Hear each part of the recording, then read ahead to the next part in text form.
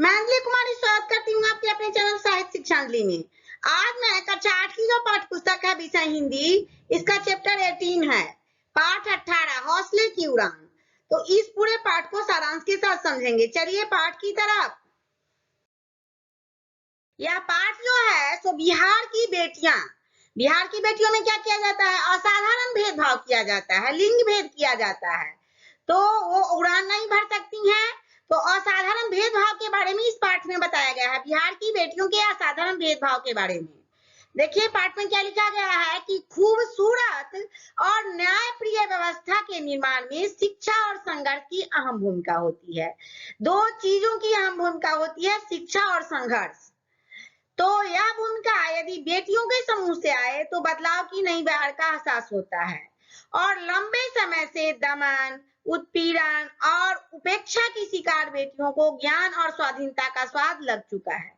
कहा जा रहा है कि लंबे समय से क्या होता है, पहले लिंग भेद करते थे लोग कि बेटे और बेटियों में अंतर समझते थे और बेटी क्या उपेक्षा की शिकार बन जाती थी, यही यहाँ पर कहा जा रहा है। आइए कुछ ऐसी ही बेटियों से मिले जिन्होंने अपने हौसले की उड़ान के बल पर सामाजिक ताने बाने को बदलने की दिशा में सक्रिय भूमिका निभाई। अभी यहाँ पाठ में आगे हम बताएंगे कि कुछ बेटियों का नाम है जो सामाजिक ताने बाने, समाज में बेटियों को अनेक तरह के ताने बाने सुनने को मिलते हैं, लेकिन उन ताने बानों को छोड़ करके और उन्होंने क्या किया, दिशा को बदला और अपनी जो भूमिका है आत्मबल से अपने सक्रिय भूमिका को, अपने काम को सही ढंग से निभा पाई। नोखा प्रखंड का नाम नोखा है, तो हर आप लोगों के भी प्रखंड का नाम होगा अलग अलग, तो यहाँ प्रखंड का नाम नोखा बताया जा रहा है। नोखा प्रखंड रोहतास की गुड़िया से मिलकर आपको एहसास हो जाएगा कि पढ़ाई का जुनून क्या होता है। उस प्रखंड में गुड़िया नाम की बच्ची रहती है, तो उससे मिलने के बाद एहसास होता है कि पढ़ाई में क्या जुनून होता है। गुड़िया के माता पिता उसकी पढ़ाई के लिए राजी नहीं थे। अब गुड़िया के बारे में बताया जा रहा है। तो एक दिन गुड़िया ने कुछ कर गुजरने का हौसला महसूस किया। उसने सोचा कि हम भी कुछ करेंगे, बेटियां हैं तो क्या है, मुझे भी कुछ करना है। पिता मोहम्मद असीन इदरीसी को मां समेत उसने घर में बंद कर दिया और 13 किलोमीटर पैदल चलकर नोखा के उत्प्रेरण केंद्र पहुंच गई। किसके बारे में बताया जा रहा है? गुड़िया के बारे में। वहां पहुंच उसने अपने नामांकन करवाया। माता पिता कहते थे कि नहीं बेटियां नहीं पढ़ेगी, तो उन्होंने क्या किया, 13 किलोमीटर पैदल चली और क्या किया, अपना नामांकन करवाया। पेशे से ड्राइवर पिता को इस बात की जानकारी 2 दिन बाद मिली। आनंद फानन में वे उत्प्रेरण केंद्र पहुंचे और बेटी को घर लाने की जिद पर अड़ गए। वहां आकर के कहा कि चलो घर, तुमको नहीं पढ़ना है, पर बेटी ने साफ तौर पर इनकार कर दिया कि मुझे पढ़ना ही है। उन्होंने साफ तौर पर इनकार कर दिया कि मैं घर नहीं जाऊंगी, मुझे पढ़ना है। पिता की समाज की बंदिशों की चिंता थी। समाज में बंदिश थे कि बेटियां जो है घर के चार दीवारी के अंदर ही अच्छी होती है, तो पहले समाज में इस तरह की बंदिशें थी, अभी भी है कुछ घरों में, पर गुड़िया के आगे उनकी एक न चली। गुड़िया जो थी वह जीत पर अड़ गई, तो पिता की कुछ न चली। कुछ समय बाद उत्प्रेरण केंद्र क्या हो गया, बंद हो गया। वहां जहां उसने नामांकन किया वहां वह बंद हो गया। जब केंद्र बंद हो गया तो गुड़िया ने गांव के स्कूल में अपना नामांकन करा लिया। उसके गांव में स्कूल भी था, तो वहां अपना दाखिला ले लिया। वह पढ़ लिख कर अध्यापिका बनना चाहती थी। उसका सपना है कि अपनी जैसी लड़कियों के साथ ही उन लड़कियों की भी इच्छा पूरी कर सके जिनके मन में पढ़ने की ललक तो है, पर बाधाएं जिन्हें पराजित कर देती हैं। गुड़िया चाहती है कि मैं अध्यापिका बन करके अपने जैसी कई लड़कियों को पढ़ाऊं, और गुड़िया गांव समेत अपने इलाके में मिसालें बन गई है। गुड़िया की मिसालें सारे लोग उदाहरण के तौर पर पेश करते हैं कि देखो गुड़िया को। कैमूर के खेनाड़ी प्रखंड के मथी गांव निवासी विष्णु शंकर तिवारी खुशी से फूले नहीं समा रहे थे। अब क्यों नहीं फूले समा रहे थे, देखिए आगे। उनकी बेटी जो थी ना सोनी, पूरे जिला में एथलेटिक्स प्रतियोगिता में 400 मीटर और 1600 मीटर की दौड़ में पहला स्थान प्राप्त किया था। अब तो गौरवान्वित होंगे ही ना, पिता थे तो उनको गौरव महसूस हो रहा था कि उनकी बेटी जो है एथलेटिक्स की प्रतियोगिता में 400 मीटर और 1600 मीटर की दौड़ में पहला स्थान प्राप्त किया है। यह गांव ही नहीं पूरे प्रखंड में इसकी चर्चा थी। उसके बाद भी सोनी रुकी नहीं। उसका जो हौसला था, उसकी जो हिम्मत थी, उसका जो ताकत था, वह लगातार बढ़ता गया। उसके बाद वह राज्य स्तरीय एथलेटिक्स प्रतियोगिता में प्रतिभागी बन जमालपुर गई। अब वो राज्य स्तर पर खेलने लगी और जहां उसे पहला स्थान मिला वहां भी वह प्रथम आई।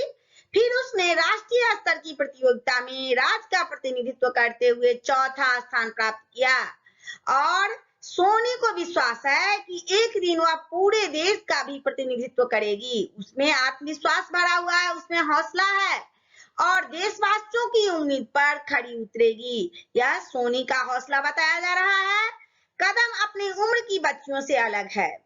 अब कदम के बारे में बता, 2-4 बच्चियों का एग्जाम्पल यहाँ पर पेश किया गया है।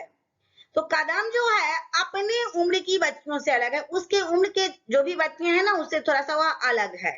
वह अध्ययन विरोधी ताकतों के खिलाफ तनकर खड़ी हो जाने का हौसला रखती है। जो लोग भी कहते हैं ना कि बेटियों को नहीं पढ़ना चाहिए, चार दीवारी के अंदर रहना चाहिए, बेटी ही तो है, चूल्हा चौका करेगी, तो वह क्या करती है, उन लोगों के खिलाफ तनकर खड़ी हो जाने का हौसला रखती है तो बच्ची, लेकिन हौसला रखती है।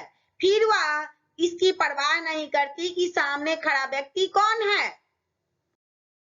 अब गणेशपुर मुसहरी प्राथमिक विद्यालय, विद्यालय का नाम है गणेशपुर मुसहरी प्राथमिक विद्यालय, बख्तियारपुर प्रखंड, मुंगेर जिला निवासिनी कदम नरेगा कार्यस्थल के ठेकेदार के सामने बच्चों के जुलूस की नेत्री के रूप में तनकर खड़ी हो गई। वह यह नहीं सोचती कि आदमी कितना खतरनाक है, अच्छा है या बुरा है। उसमें हौसला बहुत था। उसने ठेकेदार को साफ तौर पर कहा कि यदि कार्यस्थल पर हमारे स्कूल का एक भी बच्चा या बच्ची काम करते दिखे तो हम आपका काम नहीं होने देंगे। अब क्या होता था कि अभी पीछे मैं खेमा चैप्टर पढ़ाई हूँ, क्लास 8 का ही है। कार्यस्थल पर जहाँ काम होते रहते हैं ना, तो बाल मजदूर भी काम करते हैं। तो वहां वह साफ तौर पर कह दी कि मेरे स्कूल के बच्चे यहाँ काम नहीं करेंगे, अगर काम करेंगे तो मैं आपका काम नहीं होने दूंगी। कदम स्कूल के बाल संसद की प्रधानमंत्री है। पिता जितेंद्र मांझी और माँ शांति देवी को अपनी इकलौती बेटी पर नाज है। वह जो है कदम, जो बच्ची का नाम है कदम, वह स्कूल में बाल संसद होते हैं तो उसकी प्रधानमंत्री है वह। और पिता जितेंद्र मांझी जो हैं और उनकी माँ जो शांति देवी है, उन्हें अपनी इकलौती बेटी पर नाज है। एक ही बेटी है, उस पर नाज है कि उसमें इतना बड़ा हौसला है। कदम बड़ी होकर डॉक्टर बनना चाहती है और लोगों के दुख दर्द दूर करने को का जो है वह जज्बा रखती है, हिम्मत रखती है कि मैं डॉक्टर बन करके लोगों का दुख दर्द दूर करूं। चैप्टर का नाम ही है हौसले की उड़ान। तो इस चैप्टर में बार बार उदाहरण के तौर पर बच्चियों के बारे में ही बताया जा रहा है कि मथुरापुर कहतरवा पंचायत सीभर के 94 वर्षीय मोहम्मद अब्दुल रहमान खान को अपनी पोती जैनब खानम पर गर्व है। उनकी एक पोती है जिसका नाम है जैनब खान, तो उस पर वो गर्व कर रहे हैं। क्यों कर रहे हैं देखिए, वे जैनब की उम्र दराजी के लिए अल्लाह से दुआ मांगते हैं और दरअसल दादा जैनब के जीवट और इल्म ज्ञान की, इल्म क्या होता है, मुस्लिम वर्ड है, ज्ञान होता है इल्म का, और की ललक के प्रति खासे सजिंदा हैं। मोहम्मद मंसूर खान एवं फूल बीवी बेटी जैनब की पढ़ाई महज 3 दर्जे के बाद ही छुड़ा दी। अब वो दोनों जो थे, उनके माता पिता, वो 3 दर्जा तक ही पढ़ाए अपनी बेटी को।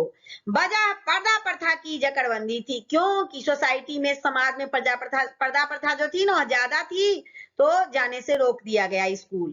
लेकिन जब गांव में ही जगजगी केंद्र खुला तब एक बार फिर जैनब की ललक परवान चढ़ी। गांव में केंद्र खुला तो जैनब का मन हुआ कि मैं फिर से पढ़ूं और मार खाई, पढ़ने के लिए मार खाई। पहले ऐसे होता था कि बच्चों को पढ़ने के लिए बहुत सारी यातनाएं दी जाती थी, मार लगता था, डांट लगती थी। मार खाई तो खाई, लेकिन मार खाने के बावजूद भी वह शिक्षा के लिए स्कूल जाने लगी, तालीम के लिए स्कूल जाने लगी। फिर जैनब पीछे मुड़कर नहीं देखी। जब वो स्कूल गई तो पीछे देखी ही नहीं और अब वह बीए में पढ़ रही है। साथ ही लड़कियों का जो है ना महिला शिक्षण केंद्र शिक्षित भी कर रही है, महिला केंद्र शिक्षण केंद्र भी चला रही है, लड़कियों को पढ़ा भी रही है। अब ब्लू बेल्ट प्राप्त जैनब आत्मछाट लड़कियों को कराटे का प्रशिक्षण भी दे रही हैं। लड़कियों को लोग बेबस समझते हैं, मजबूर समझते हैं, तो इसीलिए अपनी रक्षा के लिए लड़कियों को कराटे सिखा रही है। आपने देखा कि कैसे दृढ़ इच्छा शक्ति और बदलाव की इच्छा रखने वाले सामान्य बेटियों ने असाधारण काम किया और समाज के हौसले को बढ़ाया। अपने हौसले के साथ साथ समाज के भी हौसले को बढ़ाया, उदाहरण के तौर पर पेश हो गई और दूसरी भी लड़कियां जो है उनसे सीख लेने लगी। बिहार की ये बेटियां आप सभी का आह्वान करती है कि शोषितों वंचितों के प्रति मानवांछित दृष्टि का व्यवहार न करें और उनके लिए किए जा रहे संघर्षों के प्रति क्या करें, सम्मान का भाव रखें। सबके प्रति सम्मान का भाव रखना है। इस चैप्टर को मैंने पढ़ा दिया, एग्जाम के लिए बहुत ही इंपॉर्टेंट चैप्टर था।